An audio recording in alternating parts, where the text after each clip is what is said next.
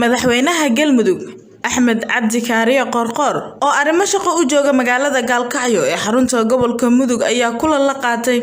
xildhibaanada golaha deegaanka degmada Gaalkacyo waxayna ka wada hadleen arrimo badan oo ku saabsan horumarka deegaanka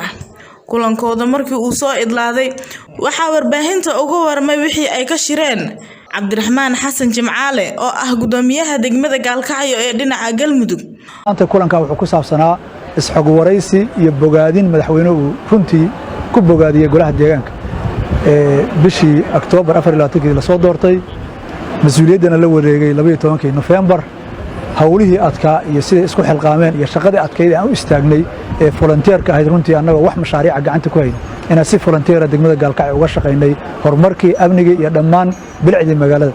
madaxweynuhu maanta nooga mahad celiyay uuna runtii ku dhiirigeliyay golihii deegaanka dhammaantiis shaqadii quruxda badnayd oo loo igmaday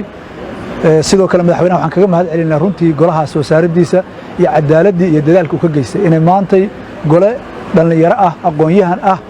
si nidaam oo cadaalad ku soo baxay Gaalkacyo yeelato madaxweynuhu asaga hoggaanka ahaa calena mudane madaxweyne mar kale dhiirigelinta maanta ah soo saaristii golaha